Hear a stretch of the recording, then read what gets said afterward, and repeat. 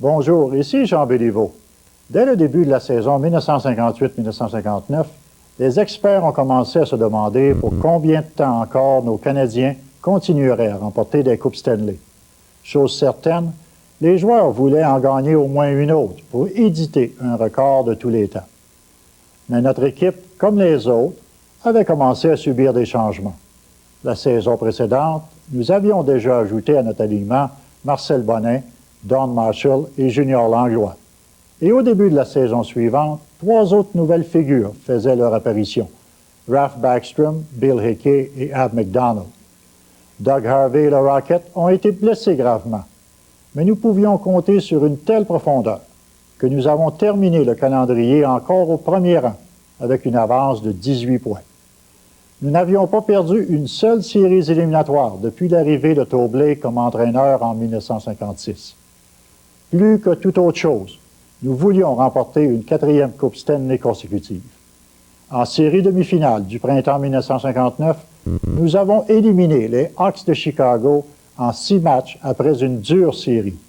En finale, nous avons affronté les Maple Leafs de Toronto, surprenant vainqueurs des Bruins de Boston. Mais Ponchimlac et les Leafs ont manqué de souffle contre nous. Voici comment nous l'avons emporté en 5 matchs pour devenir la première équipe de la Ligue nationale à conquérir 4 Coupes Stanley consécutives. Une page d'histoire venait de s'écrire.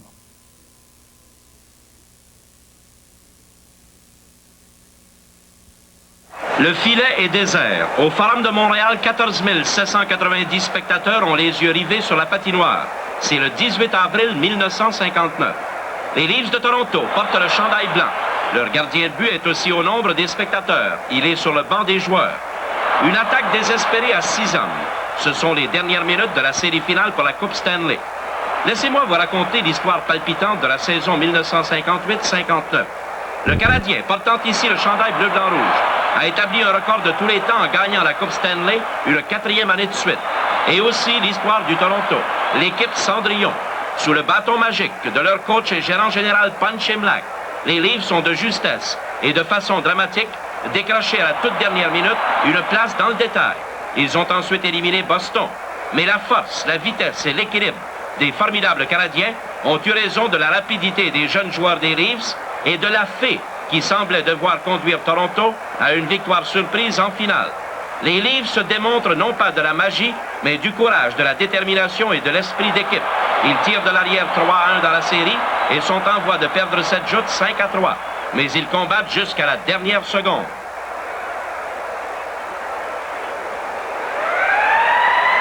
Le Canadien gagne la Coupe Stanley 1959, 4 parties à 1, pour couronner une saison remarquable. 4 Coupes Stanley de suite. 4 de leurs joueurs sur la première d'équipe d'étoiles. La recrue de l'année, le meilleur gardien de but, le champion compteur et le meilleur joueur de défense, en plus d'un nouveau record de but. Oui, ce fut une saison de buts. Voyez les rondelles entrer. Plus de buts comptés en un an que jamais auparavant. On lance et on compte. Pour la première fois dans l'histoire de la Ligue, 3 joueurs ont compté 40 buts ou plus. 23 joueurs en ont enfilé 20 ou plus. Et on dit que les joueurs ont lancé si fort que parfois le disque a traversé le filet. Celui-ci, par exemple. Nous y reviendrons tout à l'heure. Voici les compteurs de 40 buts. Andy Bathgate, l'as des Rangers de New York, 40 buts exactement.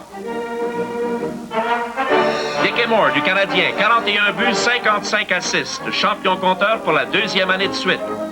Jean Béliveau du Canadien, 45 buts en 64 parties. Mais reportons-nous au 12 mars. Toronto, avec 5 parties à jouer, est en 5e place, à 7 points des Rangers. Ponchimlac refuse de concéder l'élimination. Well, I've said all along that we'd make the playoffs, and I certainly don't see any reason why I should change now. Yes, we'll make the playoffs.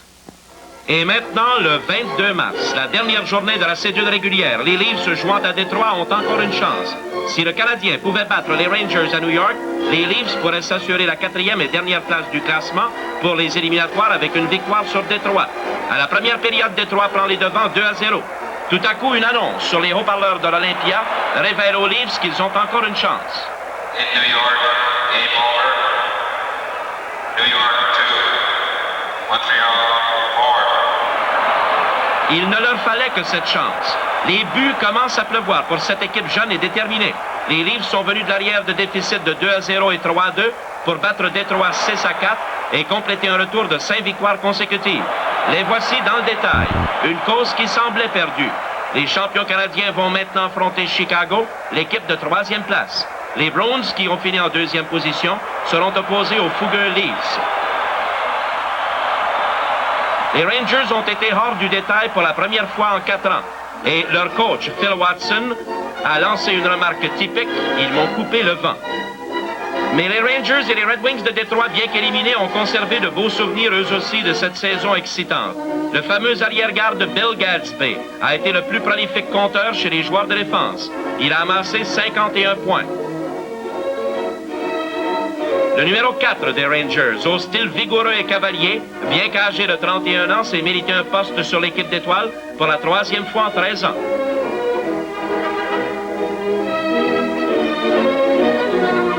Andy Badgate, âgé de 26 ans, a accumulé triomphe après triomphe.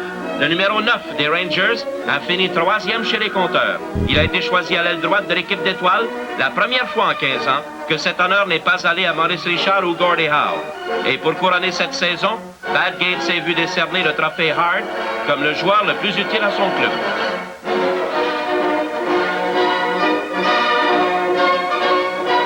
À Détroit, Alex Delvecchio, un vétéran de 8 saisons dans la Ligue qui n'a jamais gagné un trophée, se voit décerner le Lady Byng, le numéro 10 du Détroit.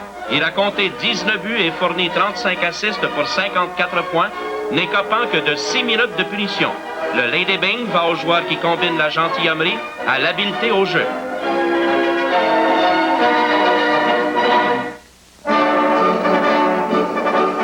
Et maintenant, les semi-finales. Le Canadien est favori contre Chicago.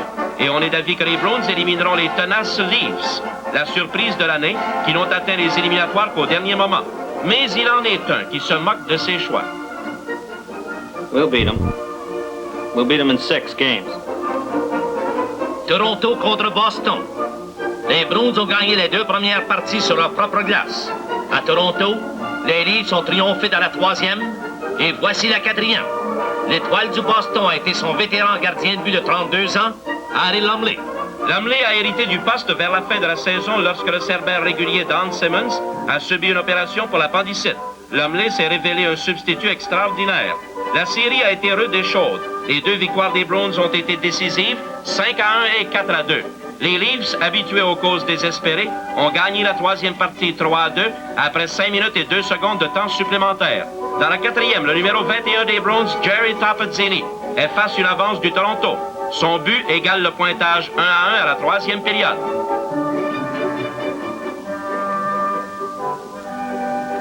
Le numéro 14, Brian Cullen du Toronto, réussit à voler le disque dans le territoire du Boston et compte pour redonner l'avantage aux Leafs.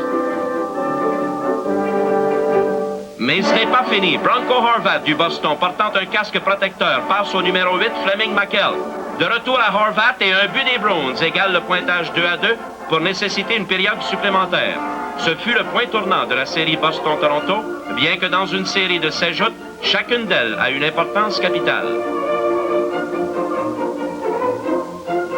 Voici l'arrêt clé de toute la série semi-finale. Johnny Bower du Toronto plonge pour arrêter un lancer de Vic Stasiak et garder l'espoir aux Leafs. Toronto retourne à l'attaque après 11 minutes et 21 secondes de jeu supplémentaire. Frank Mahovlich dans le coin. Il lance et compte le point gagnant sur le retour d'un lancer. Lumley n'avait plus besoin de son bâton ce soir-là. Les Leafs gagnent la série en 7 parties. Canadiens contre Chicago. Les éperviers participent au détail pour la première fois en 6 ans. Bon 3e, le club Chicago a connu sa meilleure saison depuis 1946. Chicago a compté grandement sur son brillant cerbère Glenn Hall et sur 3 vétérans établis, tous provenant d'autres clubs de gauche à droite, un ancien Canadien Eddie Litzenberger, le centre Todd Sloan, autrefois des Leafs, et l'ancienne vedette des Red Wings, Ted Lindsay. Les 3 ont compté 82 buts. Le numéro 4 des Hawks, Moose Vasco, 210 livres. Et le rapide et trapu Bobby Hull, le numéro 16. 2 jeunes produits du système de ferme des éperviers. C'était la 3e saison de Vasco dans la Ligue nationale à l'âge de 23 ans. Hull, âgé de seulement 20 ans, a compté 18 buts à sa deuxième saison. Les éperviers ont plié devant la puissance du Canadien au cours des 2 premières parties au Forum. Ils ont pratiqué une mise en échec serrée contre les gros canons du tricolore, mais ont oublié Marcel Bonin, qui a compté 2 buts dans chacune des 2 premières parties. Le Canadien a gagné par 4-2 et 5-1. Mais à Chicago, devant des foules énormes et enthousiastes, les Hawks ont joué le calibre de hockey qu'ils avaient démontré au cours de la saison régulière. Ils ont gagné 2 parties de suite. Le trio de Litzenberger, Sloan et Lindsay les a conduits à des victoires de 4-2 et 3-1.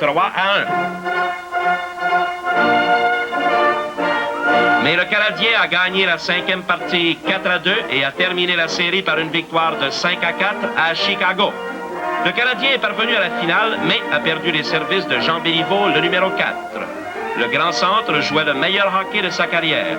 Il a été choisi sur la première équipe d'étoiles, a fini 2e compteur avec 91 points, et plusieurs connaisseurs vous diront que Béliveau est le meilleur joueur de hockey de l'heure. À sa 6e saison dans la Ligue nationale, Béliveau, âgé de 27 ans, a atteint le total de 200 buts. La victoire du Canadien a préparé une finale toute canadienne, les Maple Leafs contre le Bleu-Blanc-Rouge. Et voici Montréal.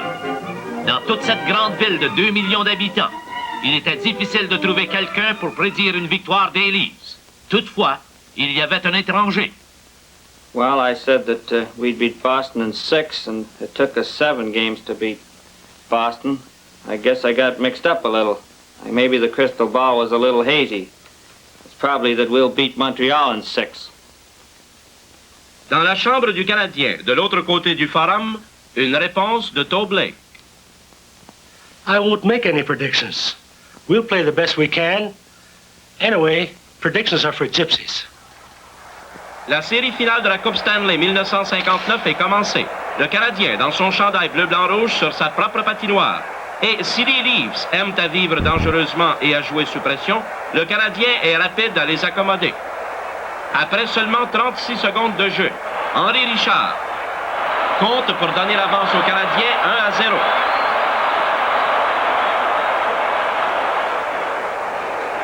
1-0. Le but au ralenti, Jean-Guy Talbot commence le jeu. Le champion compteur, Dick Moore, lance d'un mauvais angle et Henry fait dévier le disque en face des filets. Une punition à Pulford et les Leafs sont dans le trouble. Sur le jeu de puissance, Moore a une bonne chance, mais Johnny Bauer bloque. Le Canadien accentue sa pression. 5 joueurs en dedans de la zone des Leafs.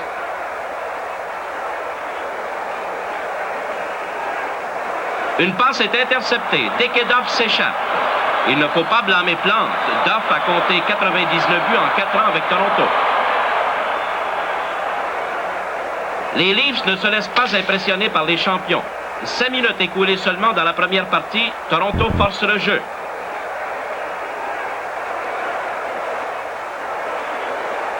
Jerry Eamon, le numéro 17, passe à la ligne bleue à Tim Horton. Billy Harris fait dévier le lancer de Horton et Toronto mène 2-1. Voici l'un des plus beaux buts de la finale. Claude Provost, le numéro 14, prend une passe de Backstrom, s'approche, remet à Backstrom pour le but égalisateur.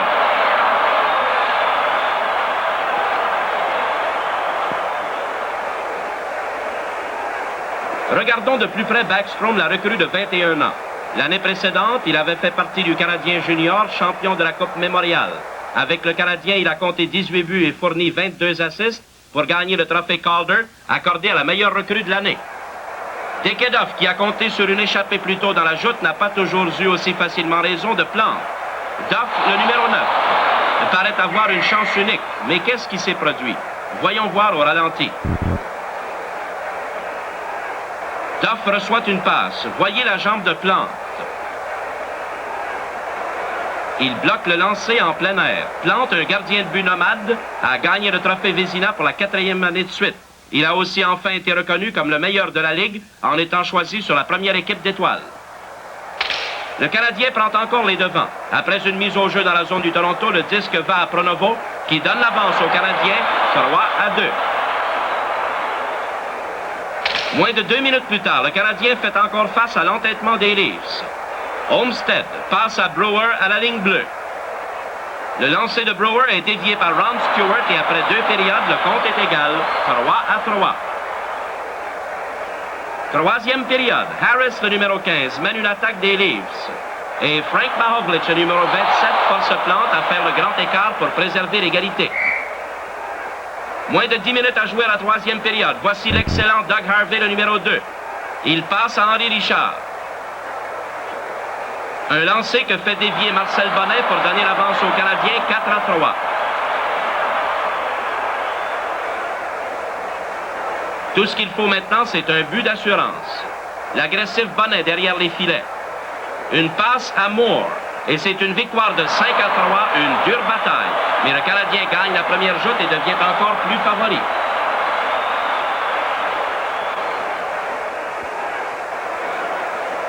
La deuxième joute, encore au Forum. Après la première, Frank Imlach, toujours confiant, déclarait que si le Canadien ne jouait pas mieux, les Leafs l'emporteraient. Et pour une fois, Blake était du même avis. Un autre début rapide. Toronto est à court d'un homme et le jeu de puissance du Canadien est à l'œuvre. Tom Johnson, le numéro 10, compte le premier but.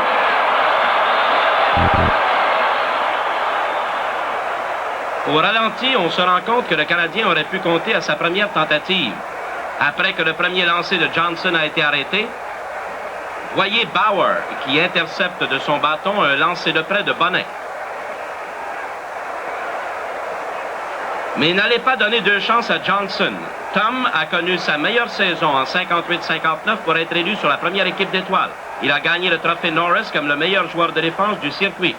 Johnson a toujours été bon, mais à sa 10e saison, il a été reconnu le meilleur. Dekedoff, alerte et rapide, n'a pas eu de chance de s'échapper, mais il demeure une menace constante. Ici, Duff et Mahovlich font passer un mauvais quart d'heure à plan. Le numéro 9 du Canadien, le fabuleux Maurice Rocket Richard, après une fracture de la cheville vers la fin de la saison, il n'a pas été utilisé beaucoup dans les éliminatoires. Voici l'une de ses rares apparitions.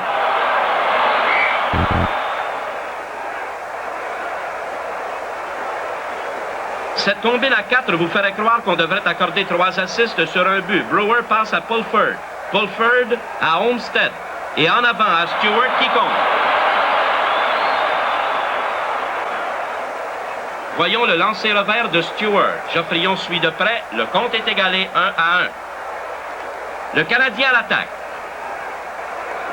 Carl Brewer démontre qu'il sait se replier alors qu'il vole par-dessus son propre gardien de but. Bonnet compte, mais Frank Udvari signale que le but ne compte pas. On avait sifflé auparavant. C'est la troisième période. Le compte est toujours égal 1-1. Tout comme à la première joute, le Canadien a opéré un ralliement à la dernière période.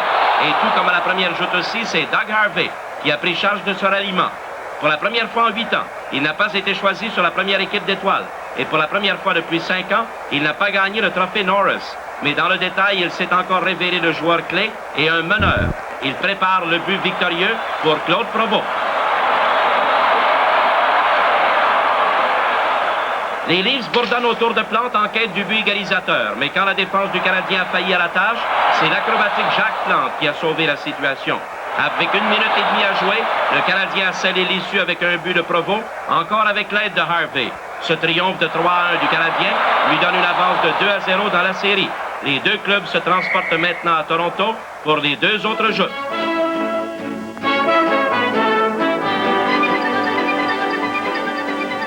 Bienvenue à Toronto, qui reçoit les visiteurs et les envahisseurs de la Coupe Stanley pour la première fois depuis 1951. Sur leur propre glace du Garden, les Leafs espèrent effectuer un autre ralliement dramatique. Les Leafs portent leur chandail bleu. Cette partie a donné lieu à une mise en échec plus serrée que dans toutes les autres joutes. Imlach et ses hommes sont confiants. Blake n'a pas voulu faire de prédiction, s'en tenant à une partie à la fois. Il a ajouté candidement que les joutes de hockey ne se gagnent pas avec des paroles. Le premier but de cette joute a été compté vers la fin de la première période. Tim Horton, le numéro 7, passe à Mahovlich, puis à Billy Harris qui compte. Les Leafs se sont fous de joie, mais cette joie va être de courte durée. Une punition à Toronto quelques secondes plus tard et de nouveau c'est le jeu de puissance du Canadien. Harvey et Geoffrion combinent leurs efforts. Le lancer de Boum Boum. Et mon doux Seigneur, le compte est égalé 1-1. Cette joute est capitale pour les Leafs. Une autre défaite et même un charlatan ne pourrait leur donner de l'espoir avec un déficit de 3-0. Et ils sont constamment autour de Plante tentant de briser l'égalité. Bob Pulford lance de la ligne bleue. Et Bert Olmsted compte d'un angle impossible sur le retour. Les Leafs mènent 2-1 au début de la troisième période. Et encore une fois, Harvey prend charge. Une passe à Marshall. Celui-ci fait le tour des filets et conserve obstinément dans le coin. Le disque va à Turner. Et Moore le fait dévier. Deckey a gagné le championnat des compteurs et le poste d'ailier gauche pour la deuxième année de suite. Il a aussi mené chez les compteurs du détail avec 17 points. Période supplémentaire, et c'est la troisième fois en 4 joutes au Garden de Toronto que les spectateurs ont assisté à du jeu supplémentaire. Évidemment, c'est apprécié. Dekedoff dirige une montée du Toronto alors que les deux clubs y vont à fond de train.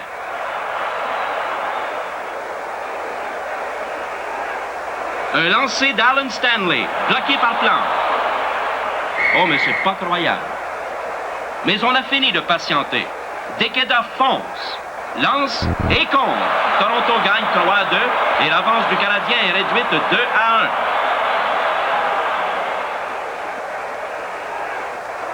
La mise au jeu pour la quatrième joute, toujours au Garden des Leafs. La victoire du Toronto donne une nouvelle tournure à la série. Le Canadien demeure favori, mais on parle encore de l'équipe Cendrillon. Somme toute, la série a suivi un tracé bien familier depuis le début, le même que dans la semi-finale Toronto-Boston. Punch Imlach a déclaré que c'était le point tournant et il a ajouté « Regardez-nous bien maintenant ».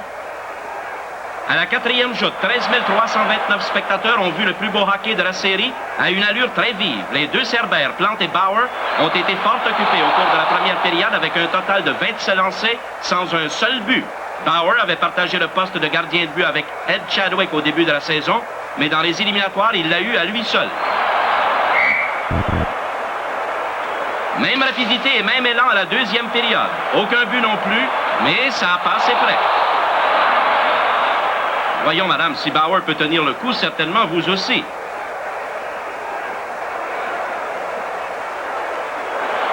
Mahovlich donne une belle chance aux Leafs, mais il lance à côté. Plante lui-même ne peut attraper le retour et Harris a une opportunité. Stanley lance de la ligne bleue et donne une belle chance à Duff. Comment celui-ci a-t-il pu manquer? On le constate au ralenti, mais ce sera une torture pour les partisans du Toronto. Décidément, l'ange gardien des Leafs avait pris congé ce jour-là. Regardez bien maintenant, je vous ai parlé plus tôt d'une rondelle qui traverse le filet. Voici George Armstrong, son lancé. Le jeu continue. En formant votre opinion, rappelez-vous que quand le juge des buts l'a vu, ce n'était pas au ralenti.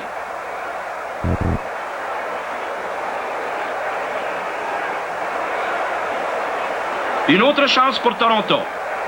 Harris prend une passe et monte au centre. À Jerry Eamon, un lancer, un retour et Harris compte. Après 43 minutes et 45 secondes d'action soutenue, cette quatrième joute a enfin produit un but.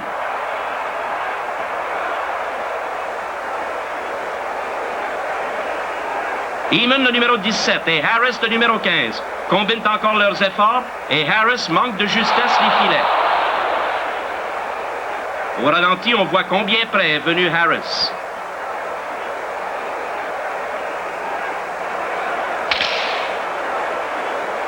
Remarquez bien Backstrom, le numéro 6.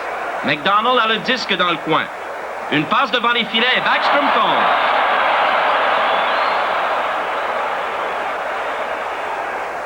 Les Leafs attaquent, mais encore une fois, c'est le Canadien qui complète ses jeux de troisième période, comme celui-ci par exemple. Henri Richard. Une passe à Geoffrion. Et l'un des plus durs lancers de la série donne aux Canadiens un but d'assurance. Les Leafs ont compté un autre but, mais leurs partisans assistaient à leur dernière joute de la saison au Garden. Le Canadien l'a emporté 3-2. Au diable tout ça, nous avons encore notre métro.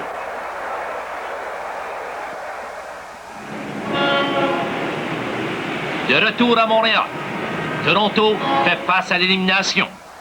Le Canadien est seulement à une victoire d'une 4e Coupe Stanley de suite, un exploit inusité.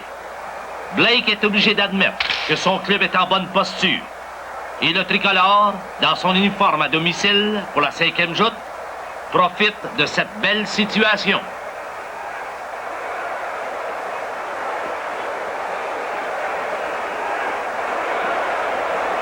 Backstrom pirouette, lance et compte pour donner une rapide avance de 1-0 aux Canadiens. Dans cette première période, on s'est aperçu pour la première fois que les Leafs se faiblissaient. Dans les 3 victoires précédentes du Canadien, il a fallu des assauts de dernière heure aux Canadiens après que les 2 équipes eussent bataillé à armes égales durant 40 minutes. Mais ici, le Canadien menace de faire cavalier seul.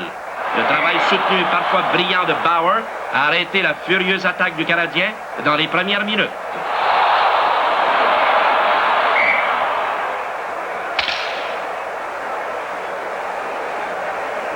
Jacques Plante, lui aussi, a démontré sa belle tenue et son agressivité.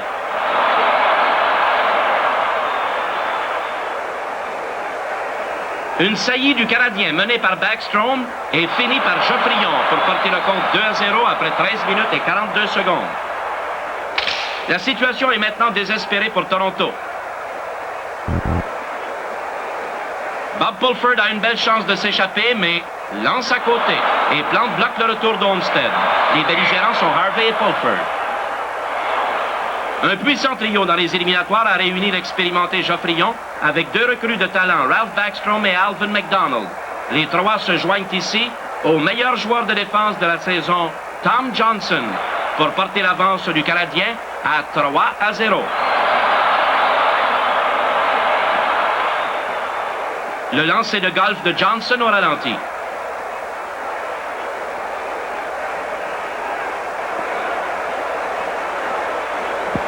Deuxième période et les Leafs ne connaissent pas encore le désespoir. Pulford fait dévier un lancer d'Armstrong et la marge encore imposante du Canadien est réduite à 3-1.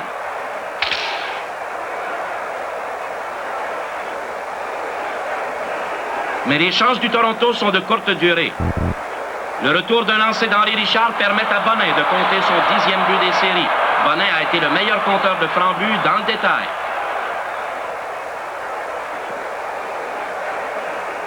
Cette joute semble inégale. Le Canadien, devant un Toronto passablement nerveux, continue son barrage.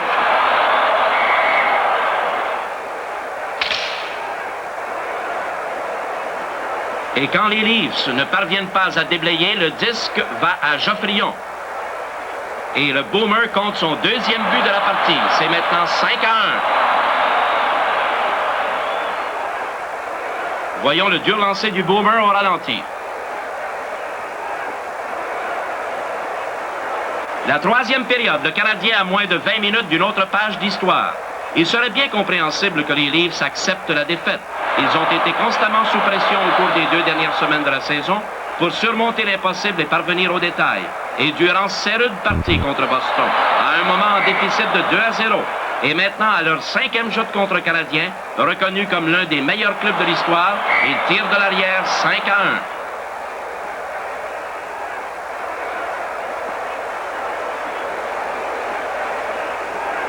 Mais non, les Leafs combattent encore. Voici un but de Mahovlich au 6e des éliminatoires qui met le compte 5-2.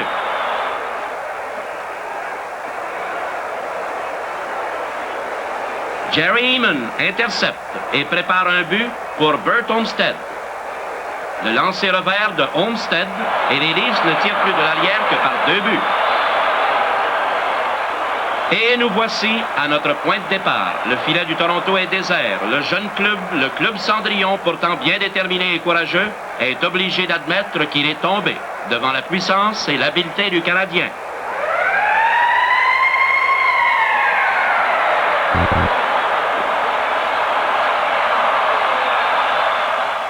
Le dernier mot appartient à Tobley. Well, I don't know if anybody will ever beat the record, but I know it'll at least take them 5 years. Le Canadien de Montréal, champion du monde. Le seul club de l'histoire de la Ligue nationale qui peut dire 4 de suite.